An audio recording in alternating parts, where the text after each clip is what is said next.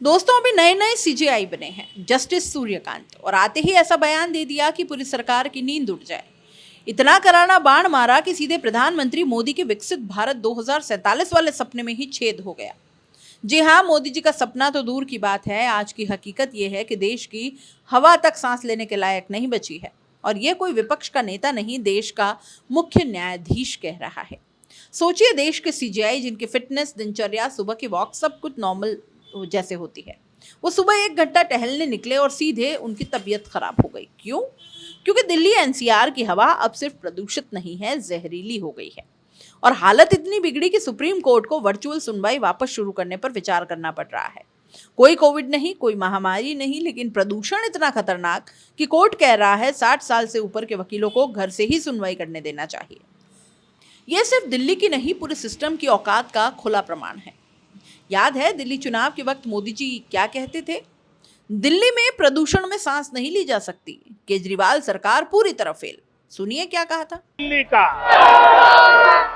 सर्दी आती है तो प्रदूषित हवा में सांस लेना मुश्किल। दिल्ली के लिए इन लोगों ने हर सीजन, हर मौसम आपदा काल बना दिया है। सुना आपने? लेकिन अब दिल्ली में क्या है? एमसीडी बीजेपी के पास है, केंद्र बीजेपी के पास है, एलजी बीजेपी का है, पूरा कैबिनेट दिल्ली में है, पीएम खुद दिल्ली में है। तो बताइए मोदी जी, अब किसके सर फोड़ेंगे प्रदूषण की जिम्मेदारी? दिल्ली वालों के फेफड़े जल रहे हैं, बच्चे सांस नहीं ले पा रहे, पर सरकार का रवैया सब चंगासी। ये कोई मीम नहीं, ये रिसर्च है। दिल्ली एनसीआर में रहने वाला बच्चा रोजाना 11 सिगरेट के बराबर जहरीला धुआं अंदर खींच रहा है। और ये सब उस सरकार के राज में हो रहा है जिसने प्रदूषण हटाने के नाम पर ही वोट मांगे। आज सीजेआई कह रहे हैं कि 1 घंटा टहलना तक मुश्किल हो गया है, तबीयत खराब हो गई। क्या इससे बड़ी शर्म की बात लोकतंत्र में हो सकती है? दोस्तों, प्रमुख अखबार दैनिक भास्कर की रिपोर्ट ने एक और जोरदार तमाचा मारा सरकार को। भारत के 60% जिले अब बेहद खराब हवा में सांस ले रहे हैं। कुल 19 राज्य प्रदूषण के मानक से ऊपर हैं। दिल्ली, पंजाब, राजस्थान, बिहार, मध्य प्रदेश, गुजरात, झारखंड, कर्नाटक, महाराष्ट्र, तमिलनाडु और सबसे हैरानी की बात, पूर्वोत्तर के राज्य जो भारत की सबसे साफ हवा के लिए जाने जाते थे, वहां भी अब हवा खराब हो गई। सरकारें बदलती रही, पोस्टर बदलते रहे, नारे बदलते रहे, लेकिन एक चीज नहीं बदली, दूषित हवा। यह प्रदूषण सिर्फ शहरों में नहीं, हिमालय की हवा तक खराब कर दिया है हमने। नैनीताल के वैज्ञानिकों की शोध कहती है, मैदानी इलाकों से इतना ब्लैक कार्बन ऊपर आ रहा है कि हिमालय की हवा भी अब जहरीली हो रही है। अब बताइए मोदी जी, विकसित भारत बनेगा कैसे सांस लिए बिना? ये सुनकर आपके होश उड़ जाएंगे। भारत के 50 सबसे प्रदूषित जिले सिर्फ 4 राज्यों में हैं, दिल्ली, असम, हरियाणा और बिहार। जहां चुनाव होता है, नेता भाषण देते हैं, पर प्रदूषण कहीं मुद्दा बनता ही नहीं। लोगों को लगता है अरे इससे क्या ही फर्क पड़ेगा। अरे भाई, जब सांस ही ठीक से नहीं ले पाओगे तो रोजगार क्या करोगे, ट्रेनिंग क्या करोगे, पढ़ाई क्या करोगे? जीवित रहना ही मुश्किल हो जाएगा। सर्दियों में कनॉट प्लेस की खूबसूरती देखने लायक हुआ करती थी। अब सुबह उठो तो स्मॉग की चादर, आंखें जलती हैं, गला खराब और फेफड़े दर्द करते हैं। गीत बना करते थे, प्यार तेरा दिल्ली की सर्दी, और आज अगर आज ये गाना कोई गाए तो लगता है दिल्ली की सर्दी नहीं, दिल्ली की स्मॉग मशीन।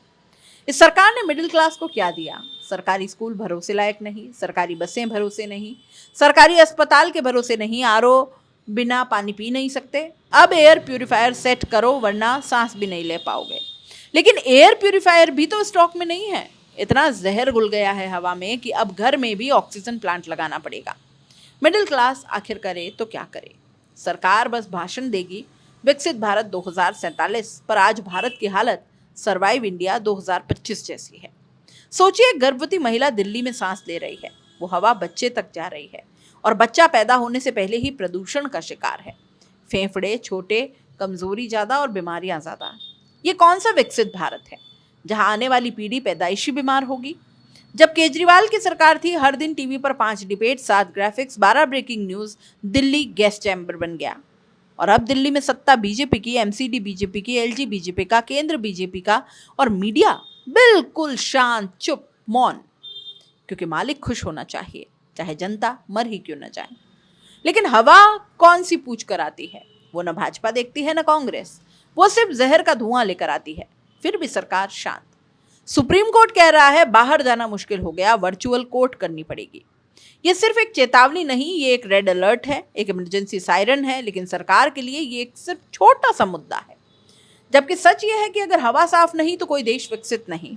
अगर लोग बीमार होंगे तो जीडीपी नहीं बढ़ेगी। अगर बच्चों के फेफड़े खराब होंगे तो 2047 तक बचेगा कौन? आपने दिल्ली के प्रदूषण पर बड़े बड़े भाषण दिए। आज पूरा देश उन्हीं पंक्तियों को लेकर आपसे सवाल पूछ रहा है, मोदी जी, क्या हुआ आपके वादे का?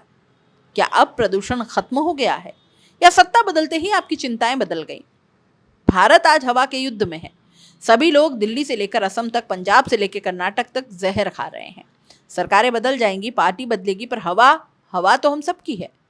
और अगर हवा में जहर है तो भविष्य में सिर्फ बीमार भारत बचेगा, विकसित भारत नहीं। आपको क्या लगता है, क्या सरकार की प्राथमिकता शुद्ध हवा होनी चाहिए या फिर इवेंट्स, फोटोशूट और भाषण? कमेंट में जरूर लिखिएगा। वीडियो को शेयर करें ताकि हवा का ये सच हर किसी तक पहुंच सके। नमस्कार।